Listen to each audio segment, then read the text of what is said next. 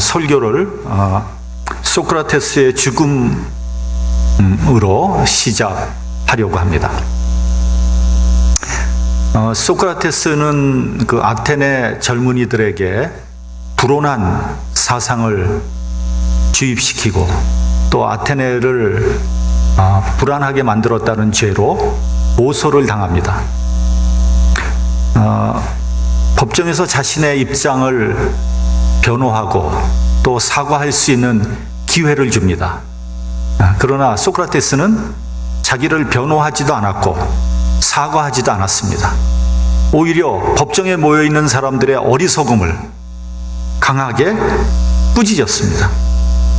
아테네 의회는 소크라테스의 죄를 정하는 투표를 한 결과 놀랍게도 사형 선고를 내리게 됩니다. 그 당시에 사형 선고가 내려지면 다른 나라로 망명을 하든가 아니면은 도망을 치는 그런 경우들이 많이 있었다고 합니다. 제자들은 선생님에게 선생님이 도대체 무슨 죄가 있길래 사형 선고를 받아야 됩니까? 다른 곳으로 망명합시다. 우리가 이미 다 준비를 해놨으니까 오늘 저녁 이 아테네를 떠납시다. 이렇게 제안을 했습니다. 그러나 소크라테스는 그 제안을 거절합니다. 우리가 아테네의 법을 지키지 않는다면 어떻게 아테네라는 사회가 이 세상에 존속할 수 있겠는가? 그렇게 말을 합니다. 죽음의 독배를 마실 때도 제자들이 울면서 마시지 말라고 애고를 했습니다. 이렇게 부당하고 억울하게 죽을 수 있습니까? 마시지 마십시오. 그러나 소크라테스는 제자들에게 인간은 누구나 태어나면서부터 사형 선고를 받았다는 사실을 알지 못하는가?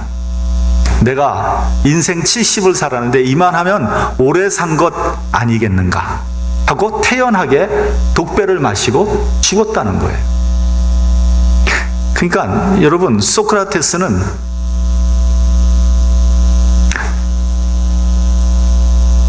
영원히 죽지 않는다는 자기의 주장을 강력하게 믿었던 거죠. 오늘 본문은 공간 복음에 공이 나오는 대단히 중요한 이야기입니다. 마태복음을 보면 본문의 주인공을 부자 청년이라고 했고 누가복음을 보면 젊은 관원이었다고 했습니다. 그러니까 이 사람은 모든 것을 갖추고 있었어요. 젊었죠, 부자죠, 관료입니다. 그러니까 그 당시 율법에 정통한 엘리트 관료였던 것입니다. 누구나 다 부러워할 요건을 갖추고 있는 거죠. 그런데 이 사람에게 한 가지의 고민이 있었습니다. 그것은 뭐냐면 영생에 대한 고민이었어요. 그는 어려서부터 신앙생활 열심히 하고 율법을 철저히 배웠지만 여전히 영생에 대한 믿음을 갖지 못했습니다. 영생에 대한 고민을 가지고 예수님 앞에 나왔다는 면에서 이 사람은 꽤 괜찮은 사람입니다. 저는 이제 목사를 하면서 굉장히 안타까울 때가 있습니다. 그래도 적어도 하나님을 믿는다고 하면 어떻게 하면 영생을 얻을 수 있을까? 어떻게 하면 제대로 된 영적인 삶을 살 수 있을까? 여기에 관심을 가져야 될 거 아닙니까? 그런데 엉뚱한 데에 관심을 갖고 있거든요. 예를 들면 어떻게 하면 돈을 많이 벌 수 있을까? 어떻게 하면 출세를 할까? 어떻게 하면 예수 믿고 한번 남들 보라는 듯이 그렇게 잘 살 수 있을까? 어떤 사람은 하나님 앞에 이렇게 기도하죠. 어떤 사업을 해야 좋을까요? 세탁소를 할까요? 잡화가게를 할까요? 아니면 샌드위치 샵을 해야 될까요? 여러분, 그것은 번지수 잘못 찾은 거예요. 그거는 점쟁이한테 가야 되는 거죠.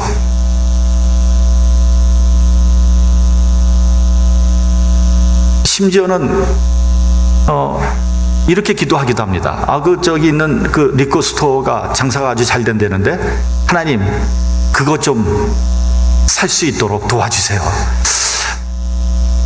그 도와주자니 그 술집하라는 거 아니에요. 안 도와주자니 시험 들 거 아니에요. 하나님도 참 여러 가지로 곤란하실 것 같아요. 어떤 목사님이 실제로 있었던 일입니다. 그 성도 중에 하나가 가게를 연다고 와서 축복 기도를 해달라는 거예요. 가봤더니 리커 스토어예요. 그러니 목사님이 어떻게 기도해야 되겠습니까? 잘 되도록 축복 기도해야 되겠습니까? 아니면 망하도록 그렇게 기도를 해야 되겠습니까? 이런 비슷한 일들이 종종 있습니다. 이제 어떤 성도들하고 이렇게 얘기를 해보면 이건 아닌데 그런 생각이 들 때들이 있습니다. 이에 비하면 이 부자 청년은 정말 괜찮은 사람이죠. 예수님에게 돈 많이 벌게 해달라, 출세하게 해달라, 이런 거를 상의하려고 온 것이 아닙니다. 가정 문제, 인생 문제, 아니면 사회 문제를 가지고 나온 것도 아니에요. 병을 고쳐달라고 온 것도 아닙니다. 영생의 문제를 묻기 위해서 온 것입니다. 성경을 보면 이런 이야기가 나오죠. 형제간에 재산을 나누다가 다툼이 일어났어요. 근데 이 문제가 해결이 되지 않는 거예요. 그러니까 예수님 앞에 갖고 나왔습니다. 그러면서 이렇게 말을 합니다. 선생님, 내 형에게 명하여 재산을 나와 나누게 하소서. 예수님이 뭐라고 대답하셨습니까? 이 사람아, 누가 나를 너희의 재판장이나 물건 나누는 자로 세웠느냐? 여러분, 예수님이 재물 나눠주시는 분입니까? 예수님이 가정 문제 해결해 주시는 분입니까? 그러니까 예나 지금이나 가당치 않은 문제를 가지고 나오는 사람들이 많이 있다는 겁니다. 그런 면에서 오늘 이 본문에 나오는 청년은 아주 좋은 문제를 가지고 나온 거죠. 여러분, 그런 말이 있습니다. 좋은 답을 얻기 위해서는 좋은 질문을 해야 된다. 이 사람은 적어도 영생의 문제를 가지고 주님 앞에 나왔다는 점에서 어느 정도 양식도 있었고요, 믿음도 있었고요, 인격도 있었던 사람입니다. 이 사람은 어려서부터 가정교육 잘 받았고요, 신앙교육도 잘 받았어요. 이 사람은 큰 어려움 없이 출세를 했고요, 생활에도 여유가 있었습니다. 살아가는데 아무런 문제가 없어요. 그러니까 소위 복받은 사람입니다. 모든 것을 갖추고 있는데도 불구하고 풀리지 않는 고민이 있었다는 거죠. 영생에 대한 고민이에요. 아무리 생각해봐도 해결이 되지 않아요. 돈을 많이 벌어도요, 출세를 해도요, 공부를 많이 해봐도, 율법을 연구를 해도 이 문제가 풀리지 않는 거예요. 여러분, 돈으로 해결할 수 있는 것들이 많이 있죠. 그러나 역시 돈으로 해결 안 되는 문제들도 굉장히 많습니다. 이병철 씨가 평소에 이런 말을 했다는 거예요. 내가 대한민국에서 돈을 제일 많이 벌어봤고 내가 하고자 하는 일은 안 되는 일이 없었는데 3가지가 안 되더라는 거예요. 첫째는 미풍이 미원을 이기질 못했다는 거예요. 아무리 돈을 쓰고 선전을 해도 미원을 이길 수가 없는 거예요. 오늘 일부 예배에서 그 젊은 분한테 미풍이 뭔지 아니까 모른대. 아마 우리 추경선 성도도 미풍이 뭐냐 모르죠? 미풍 모르죠. 이거 다 없어진 것 같아요. 미원도 없어졌나요? 네? 미원 있어요? 그래요. 두 번째는 자식 교육이 자기 마음대로 안 되더라는 거예요. 세 번째로 골프가 자기 마음대로 안 되더라는 거예요. 여러분, 돈으로 행복을 살 수 없습니다. 돈으로 진정한 사랑도 얻을 수 없습니다. 영생은 더더욱 얻을 수 없는 겁니다. 그러니까 생각해보면 정말 중요한 것은 돈으로 얻을 수 없는 거예요. 근데요, 사실은 이 정도는 우리가 다 알고 있습니다. 다 알고 있죠. 그러나 우리는 실제로 살기는 마치 돈만 가지면 모든 일이 해결될 것처럼 생각하고 살아가고 있단 말이죠. 그래서 돈 버는데 올인을 하고 있죠. 여러분, 분명한 것은 돈이 많다고 행복하지 않다는 거예요. 여러분, 대한항공 얼마나 대단한 부자입니까? 정말 돈 엄청 가지고 있을 거예요. 그런데 온갖 불법과 탈법을 저지르면서 돈을 끌어모으고 있습니다. 정말 치사하게 비행기 부품을 수입한다고 속여서 생활용품까지 밀수를 했어요. 아니, 그렇게까지 할 이유는 없잖아요. 돈은 차고 넘치는데. 그런 것들이 드러나서 가족들이 온갖 욕을 다 먹고 감옥을 들락달락하고 있습니다. 이 이야기는요, 이 사람들이 아무리 돈이 많아도 행복하지 않고 만족하지 않다는 것을 우리에게 반증하는 이야기입니다. 여러분, 재물은요, 마셔도 갈증이 풀리지 않은 소금물과 같은 겁니다. 또 젊음도 건세도 다 지나가 버립니다. 오영부영 하다 보니까 젊음이 다 지나가 버렸어요. 건세도 10년 절대로 넘어가지 않습니다. 출세를 해봐도 행복하지 않고요, 결혼을 해도 행복하지 않습니다. 왜 그러냐? 행복하려면요, 궁극적으로 죽음의 문제가 해결돼야 되는 거예요. 여러분, 아무리 내가 모든 것을 다 가지고 있더라도 내일 죽는다면 뭐가 행복하겠어요? 그러니까 여러분, 종말의 문제, 약속의 문제, 영생의 문제가 해결되어야지 궁극적으로 행복이 있는 겁니다. 여러분, 우리는요, 우리가 동의하건 동의하지 않건, 원하건 원하지 않건 상관없이 죽음의 시간은 점점 가까이 다가오고 있는 거 아닙니까? 소크라테스가 말했듯이 누구나 태어나면서부터 사형 선고를 받고 태어난 거 아닙니까? 그러니까 이 문제가 해결되지 않고 기쁨도 없고 행복도 없는 거예요. 그 도스토옙스키라는 사람은요, 젊었을 때 급진적인 사상 책들을 읽고 나누는 그런 모임에 참여했다가 체포됐어요. 그래가지고 뜻밖의 사형 선고를 받습니다. 그러니까 그런 급진파들을 아주 본보기로 꼰대를 보이는데 걸린 거예요. 아주 사형 날짜가 됐어요. 집행 날짜가 됐어요.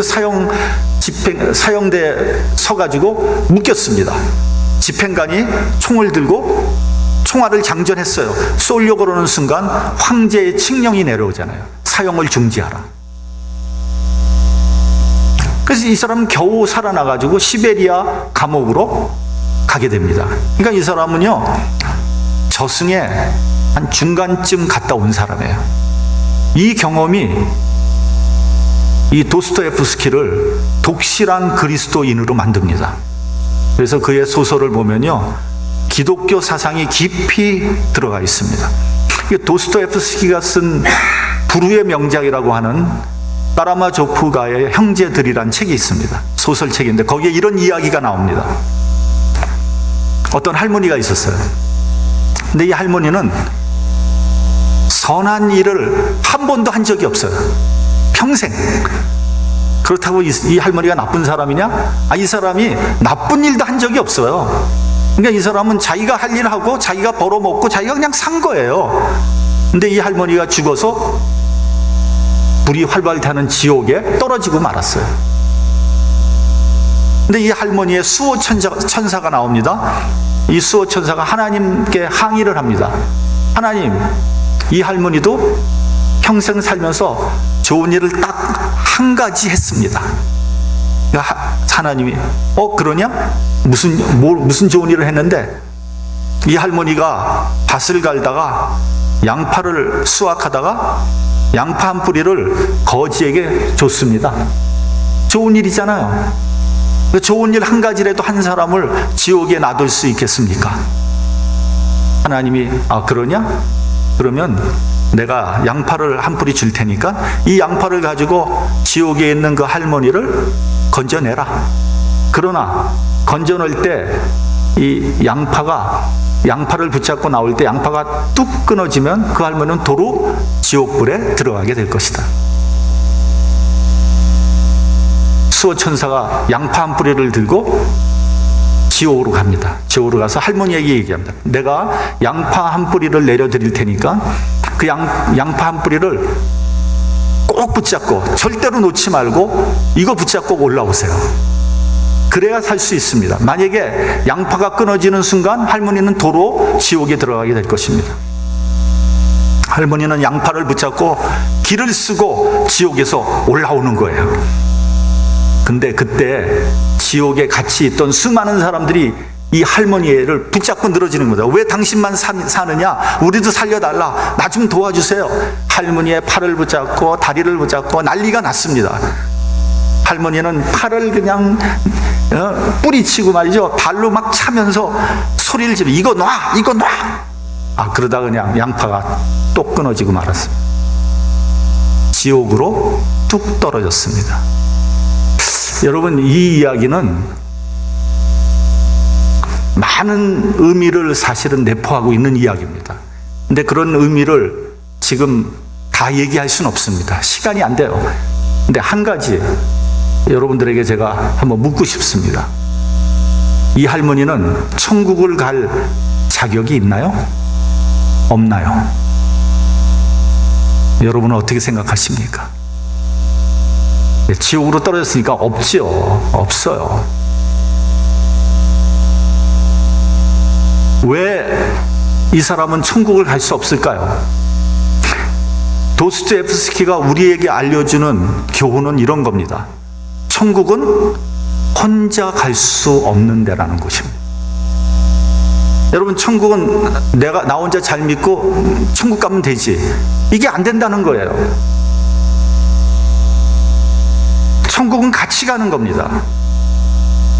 10월이 전도의 달인데 여러분 주위에 있는 여러분 식구들 지옥불에 놔두고 여러분 혼자 천국 갈 수 없잖아요. 혼자서 천국에 가려고 하는 사람은 자격이 되지 않는 겁니다. 우리 본문 21절을 같이 봉독하겠습니다. 본문 21절. 자, 시작. 예수께서 그를 보시고 사랑하사 가라사대 내게 오히려 한 가지 부족한 것이 있으니 가서 내 있는 것을 다 팔아 가난한 자들을 주라. 그리하면 하늘에서 보화가 내게 있으리라. 그리고 와서 나를 좇으라 하시니. 이 젊은이는 이렇게 물었습니다. 예수님에게 내가 무슨 선한 일을 해야 영생을 얻을 수 있습니까? 그러니까 이 사람이 주님 앞에 나온 동기는 좋은데 질문이 잘못됐습니다. 그러니까 이 사람은 은혜에 대한 질문을 한 것이 아니에요. 행위에 대한 질문을 한 것입니다. 율법적인 질문을 한 거예요. 여기에 대해서 예수께서 이렇게 대답하십니다. 그렇다면 계명을 잘 지켜라. 그랬더니 이 부자 청년은 선생님, 그건 제가 어려서부터 다 지켰나이다. 내가 율법에 대해서는 빠삭합니다. 내가 최선을 다했습니다. 율법 마스터했습니다. 자신 있게 대답을 했습니다. 여기에 문제가 있는 겁니다. 여러분, 이 사람이 정말 율법을 다 지켰을까요?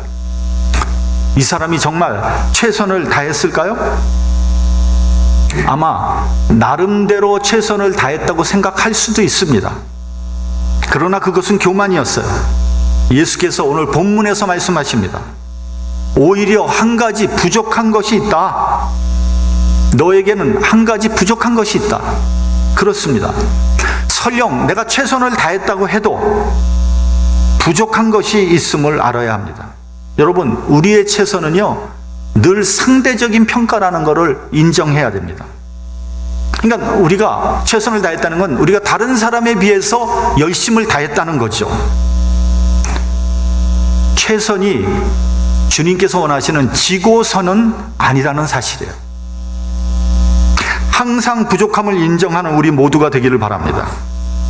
내가 부족한 것을 인정할 때 다른 것들을 받아들일 수 있는 거잖아요. 내가 부족하지 않다면 내가 뭐하러 다른 것을 받아들이겠습니까?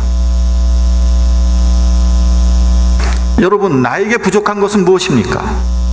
부족함을 느낄 때 그 부족함을 채우려고 하는 거죠.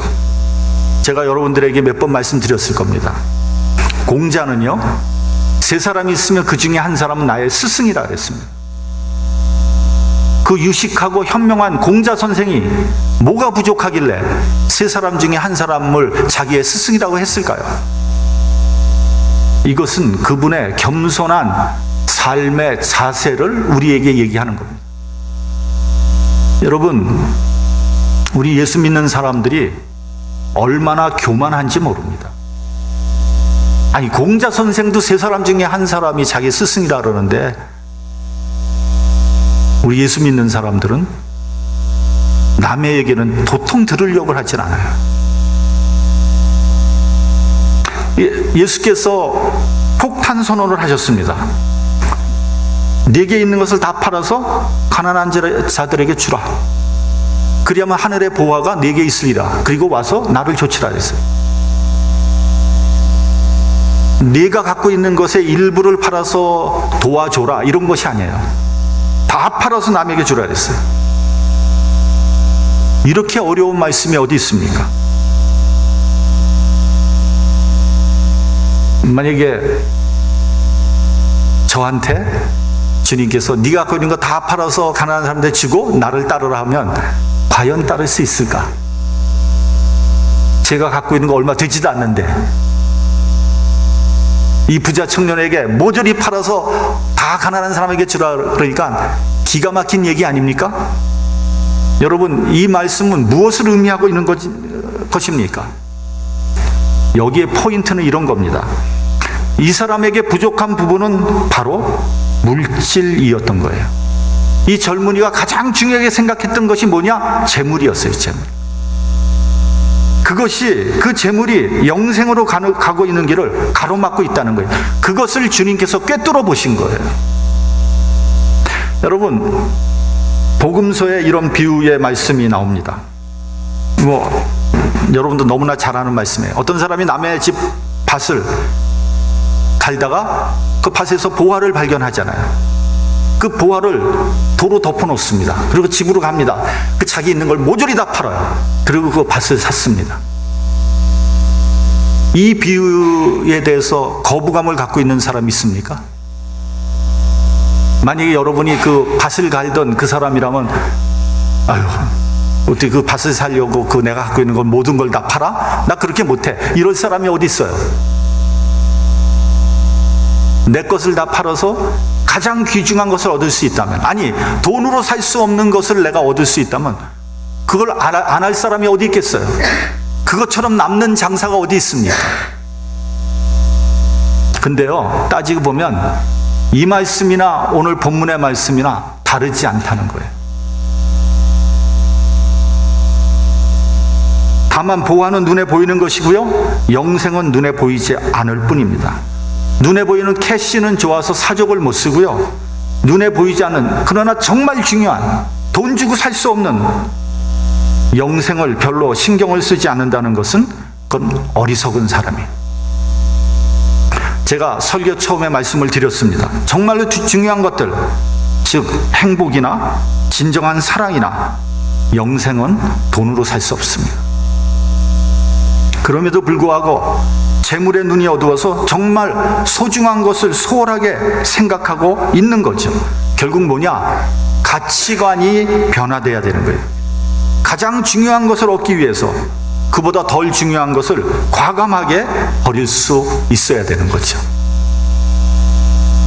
만약에 부자 청년이 예수님의 말씀을 그대로 순종을 했다면 어떻게 되었을까? 우리가 좀 상상해 볼 필요가 있습니다. 아, 주님, 그럼 제가 갖고 있는 건 모든 걸 다 팔아서 가난한 자에게 주고 주님을 따르겠습니다. 그렇게 대답을 했다면 예수님께서 어떻게 대답하셨을까? 두 가지의 반응이 있을 거예요. 첫째는 아마 이걸 겁니다. 그래, 잘 생각했다. 그것이 영생을 얻는 길이다. 아마 이렇게 첫 번째 대답을 하셨을 거예요.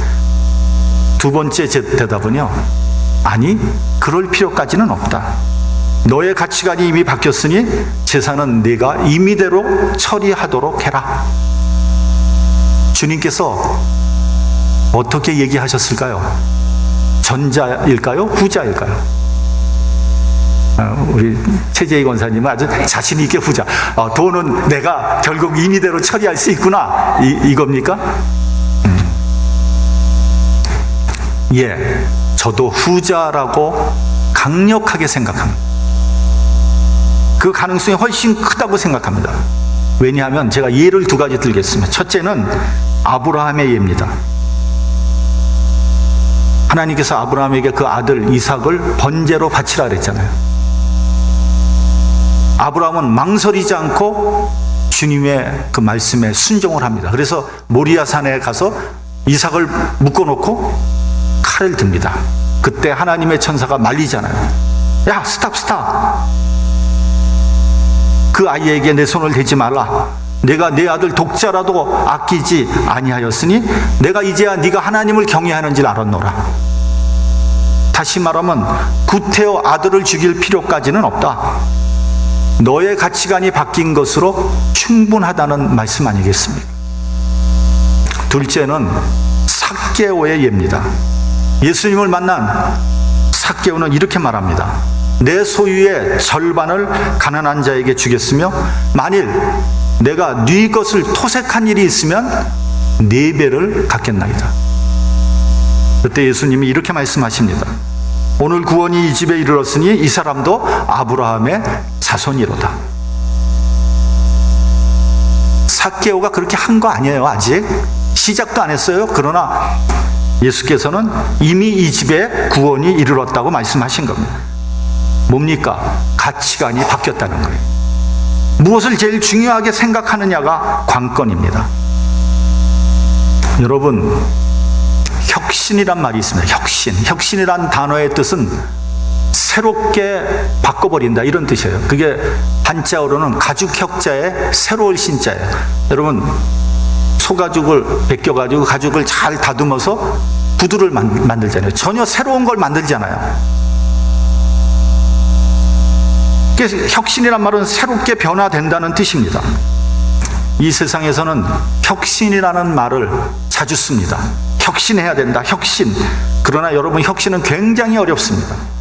말이 혁신이지 혁신이 되는 것은 거의 없습니다. 특별히 인간은 혁신되지 않습니다. 인간은 변하지 않습니다. 변하는 것 같지만 사실은 그날이 그떡입니다. 여러분, 작심삼일이라고 하잖아요. 그러니까 내가 변하려고 이를 악물고 시작했는데 3일밖에 못 간다는 거예요. 왜냐하면 인간이 변한다면요, 내가 생각한 가장 중요한 것들을, 그런 기존의 것들을 버려야 하기 때문입니다. 과거에 구한말에 서양 문물이 들어오면서 상투를 자르라는 명령이 내립니다. 소위 단발령이죠. 그때 조선 백성들이 어떻게 반응했습니까? 상투를 잘라? 차라리 내 목을 잘라라. 상투가 뭐라고? 이 얘기는요, 나의 관습, 나의 생각, 나의 사고방식을 버리지 못한다는 얘기예요. 사도 바울은 빌립보서에서 이렇게 말했습니다. 내가 모든 것을 배설물같이 여기는 것은 내 주 그리스도 예수를 아는 지식이 가장 고상함을 인함이라. 그러니까 사도 바울은요, 예수를 아는 지식으로 인해서 그가 갖고 있는 그 풍부한 율법 지식, 그리고 그의 배경, 이런 것들을 다 배설물과 같이 버렸다는 거죠. 예수로 인해서 내가 가장 중요하게 여기던 것을 버리지 않으면 혁신이 일어나지 않습니다. 그런 면에서 저는 종교인을 두 종류로 나눕니다. 첫째는 혁신을 거부하는 수구적인 사람들이 있습니다. 여러분, 사실 종교인처럼 변하지 않는 사람이 없습니다. 예수 믿는 사람들 얼마나 보수적인지 모릅니다. 교회에서 그런 말이 있어요. 책상 여기 있는 거 여기로 옮기는데 3년 걸린다고. 아, 왜 책상을 거기 있는 걸 이쪽으로 옮깁니까? 안 됩니다. 회의합시다. 회의해서 안 돼. 아니, 책상을 영원히 못 옮길 수 있습니다.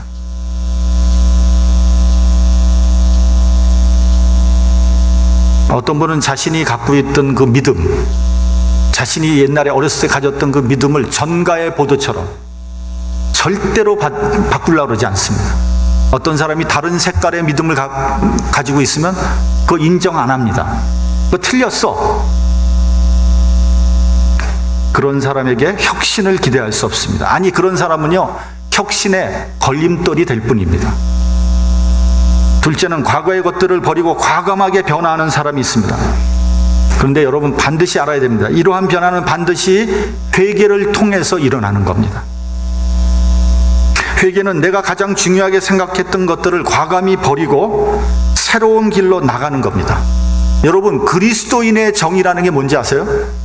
회개와 변화를 통해서 영생의 길을 가는 사람이 그리스도인이에요. 본문에서 부자 청년은 아주 모범적이고 올곧은 그런 종교인이었습니다. 그러나 아직도 낡은 물질적인 가치관을 벗어버리지 못하고 있는 거죠. 그래서 슬픈 기색을 띠고 과거로 돌아가고 말았습니다.